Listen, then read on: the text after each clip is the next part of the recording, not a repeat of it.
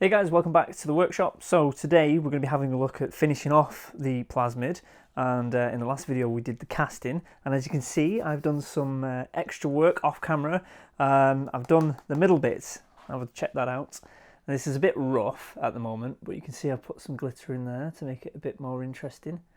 And it's nice and shiny. This one's not actually any good because it was the very first cast, and it was slightly sticky, so it's covered in my fingerprints and dust and all sorts of crap. But I've made a few more. We've got some different colours, like a blue one. I did another red one, and I've got a purple one. Some glitter in there, you see that? Come on camera, focus. Probably a bit too close. There we go. Nice glittery purple one. This one I put some pearlescence in there, so it's not quite glittery, but it's got this interesting sort of pearly sort of look to it. And then another glittery red one, except that one isn't sticky and full of dust. So we were talking about different ways of finishing this. This is the first test one. I've made some more, like I say, and we've got one in plain normal resin, and we're going to use some rub and buff on that to make that silver. So the rub and buff gives it this almost real looking metal look, so we'll have a go of that. And then I did a powdered one with the silver synthetic powder, so that's what this looks like. Show you like that, there we go. And then I did what's called cold casting, which is what this is, but I've not polished it yet, which is why it looks so dull and grey. Cold casting is when you put actual metal powder in the resin, and then you can polish it up afterwards, which is like the ultimate metal look. And then I've got one more thing to show you, a nice little trick that I learned, and I'll show you how that works as well, but I'm not going to show you later on in the video. Alright, so let's change the camera angle so you can see what we've got here, and we'll start actually applying some of these changes to these so you can see what it look like. So here's all the different parts that I've got, and like I say, this is our plain one. I'm going to start with this one first because this one is the easiest one basically out of the lot, and this is the synthetic one. So I've used this powder. There's loads of different ones on the market that you can get, but this is our favourite one from Illumilite, this silver metallic powder. I think I showed it briefly in the other video. We've got to be careful with this stuff, it gets everywhere, and it's like that. There you go. So you would literally just dip your brush in and powder your mould. So I'll show you how that works. So there's one of our bits of mould. You literally need the smallest amount, so I'll just tap any excess off and dust it in there. There we go. I'll try not to be too rough with this because the powder gets all over the place. You should do this with gloves on, really. I should have gloves on, because if I get it on me, everything I bloody touch will have silver powder on it. So if I'm careful enough, I should be okay. But there we go. You can literally just brush it in like that. I find the gentler the brush, the better you'll get, because if you look in there, this brush is fairly rough. I've got some swirls from where the brush strokes have been. So if you've got something like, if you can get yourself a makeup brush or something like that where it's nice and soft, then you won't get this swirling effect.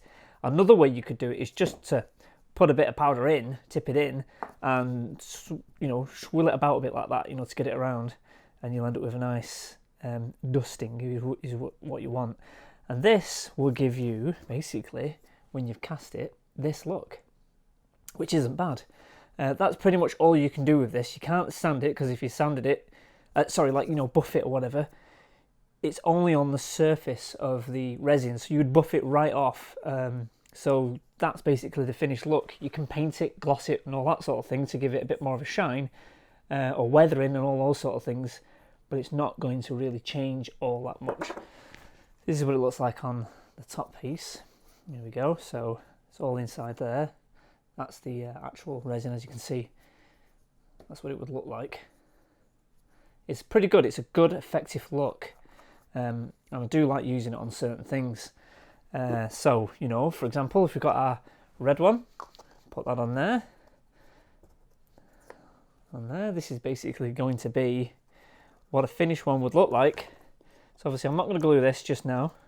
Save that for later. I'll give you an idea of what this will look like. Look at that. So that is a pretty good look. I really do like the look of that. So that's the easy one. That is the easy one. The next one, I would say, which is a similar sort of process, is the aluminium. So let me just go and grab the actual aluminium powder. This one, like I say, has been cold cast. And they call it cold casting because you're actually using real metal. And obviously with hot casting, you would melt your metal and pour it into the mould.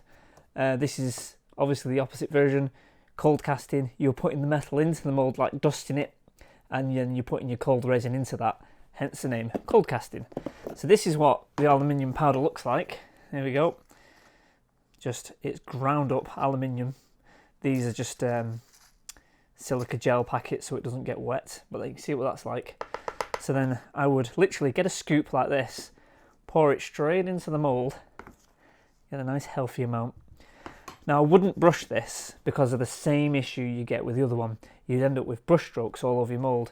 But this is a bit more, I don't know, it's nicer to work with, but if you just tap it around the mould like this and just give it a good dusting all over without brushing it, you would end up with a really nice finish. You tip that out into there because you don't need the rest of that. And there we go, we've got a nice dusting all over there of aluminium. And then you don't have to. I don't really find a massive difference in results.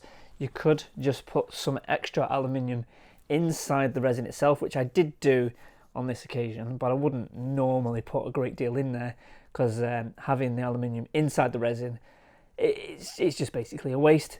It's fine just putting it on the surface, I find, in my experience. So once you've done that, to get it to look like actual metal, you're going to need some wire wool. So this is extra soft wire wool. So this is 0000 wire wool, and it's really fine, really thin. Feels like wool, like actual proper wool. It's so soft. So that's good for this. Use this because it's less abrasive. Because if you use a stronger wire wool, you're just going to strip all that aluminium off the surface. So let's give this a go. If we just gently give it a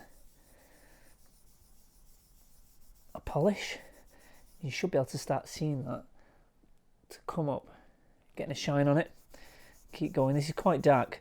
Another thing you might notice is I've made the resin black as opposed to just leaving it like this. And the reason for that is the black pigment in the resin will help the aluminium colour just pop a little bit more. It doesn't really have the same effect as the synthetic one because the synthetic one doesn't let any colour come through. So it doesn't matter what colour this is, you would never see it on the other side. Whereas this is slightly different. I guess it's just more porous. So you can polish this up, keep going. And it is a much duller version. As you can see, it's starting to pick up its shine. You keep going, but don't want to go too much because then you'll start actually removing the surface of the aluminium. Or if you're American, aluminum. There we go. So that's pretty much shined up. It's still fairly dark. It's a very dark sort of colour, and that's probably because I put a bit too much dark pigment. If I did it grey, it would probably look a little bit better. So again, same with the lid. Just gently, I'm not scrubbing it hard, I'm just giving it a once over with this. And you can see the shines coming up on it. Have a look at that edge there. There we go. So you just keep going, keep going. Just be careful not to rub right through it, otherwise you'll start exposing the resin underneath. There we go. And that's not too bad. I could keep going a little bit more, but as you can see, you get this. It's ended up with a really dark looking aluminium look, but I quite like that. So if I carry on, I've got a little bit of uncured pigment in the top there. You see that black line? And it keeps weeping out. That's because I've not mixed it up properly. Whoops. So this shouldn't be too bad. just a smaller piece. Look at that. Let's give it a nice metal look. I really do like it. So just keep going.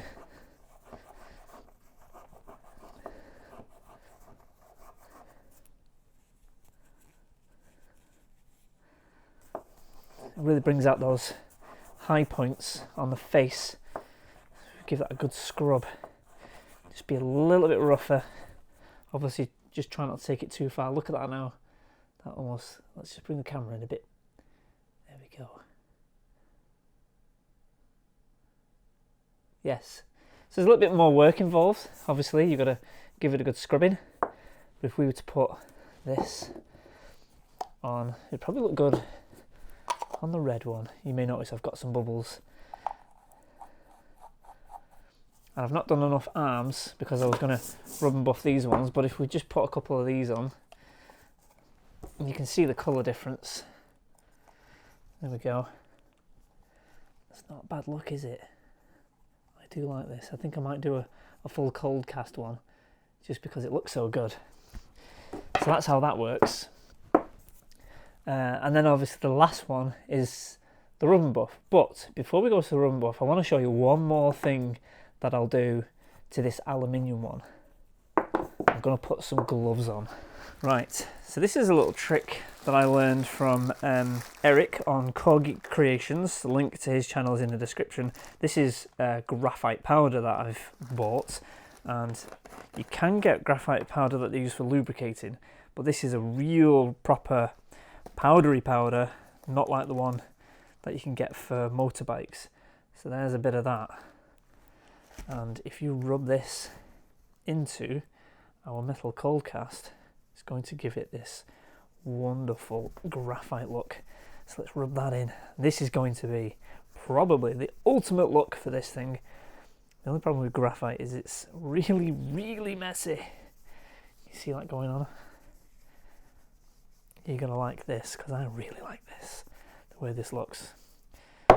Look at that.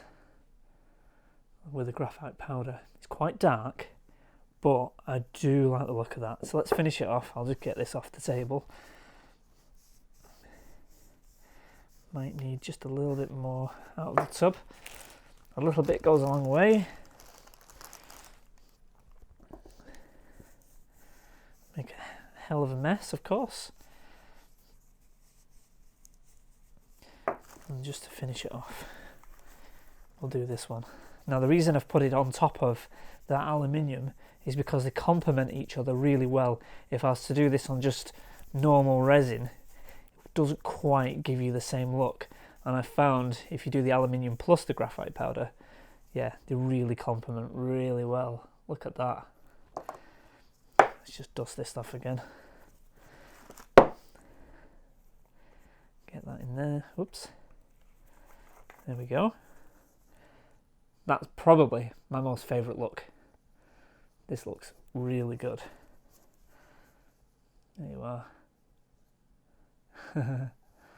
Nice. Okay, so one more thing to show you on how you could do this is, of course, with the rub and buff, which I've left to last because it is also really messy. So just give us a minute. Okay, so rub and buff, silver. There we go. It's used quite a lot, as you can see. Just going to push all that to the end. And you, whoops, I've lost the lid. Don't lose the lid. So you'll find that the best way to use this stuff is with your hands. So you just put a tiny bit on, a tiny bit goes a really long way. Get your part and just kind of rub it on like this. And quite literally, the clue is in the name with this stuff, rub and buff. So you just rub it in, and then you get a real tactile sort of feel for this stuff. There's a point where it stops feeling like a liquid, like you're rubbing paint in, and it almost starts to set. You can feel it sort of set, and when it gets to that point, it starts to buff up and become like a shiny metallic surface. It's just starting to go now. You can just starting to feel it set in. You just keep going. You see that now? It's starting to go from this dull sort of silver to a really shiny silver. So you just keep going. And then it gets to the point where it feels like it's not wet anymore. You just keep going. You got this on your finger, and it kind of helps buff it up. You keep going until it feels like it's completely dry. And it's at that point where it feels like it's completely dry that it goes really shiny. You can see that now, look at that. So this is one of my all-time favourite products. I love using Rub and Buff. Look at that. So I need a little bit more, just a tad bit more. But that one tiny little blob has done all of this.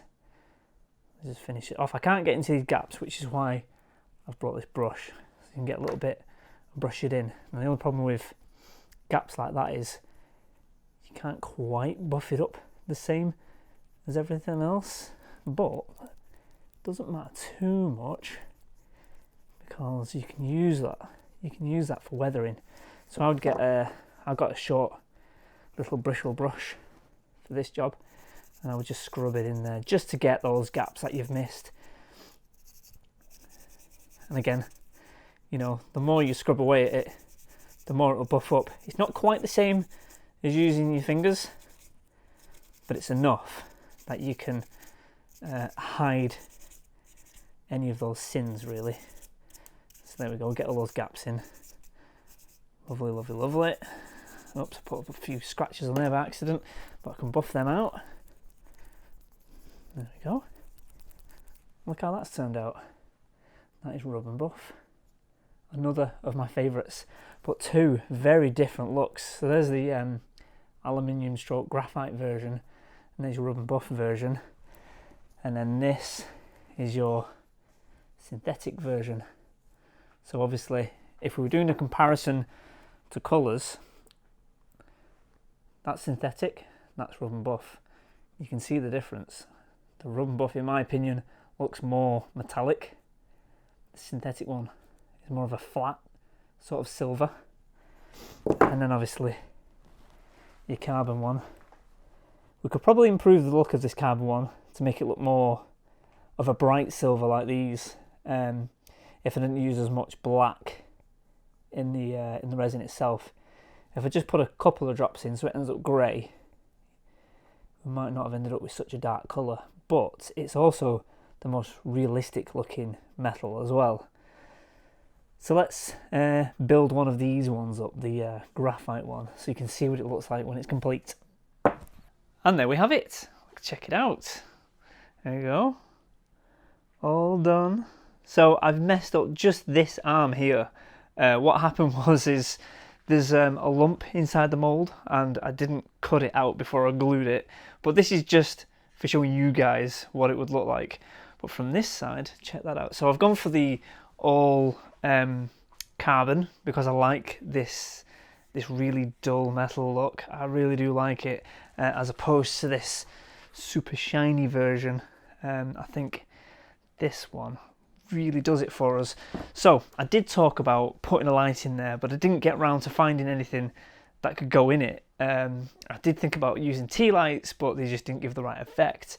And I think for this you would need to probably wire something yourself.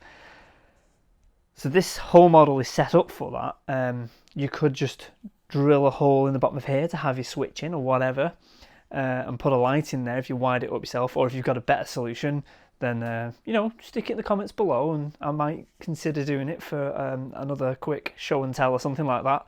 So the exciting thing is we're going to offer these as a kit, a DIY kit.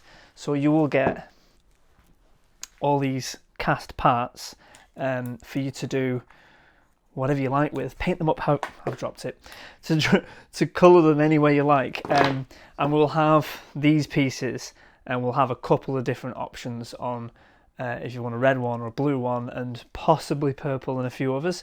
I think I cannot remember for the life of me, but I think in the game it's only red. I seem to have a memory of a blue one. I'm not entirely sure about that. I did a purple as a bonus, but really we could just do these in any colour.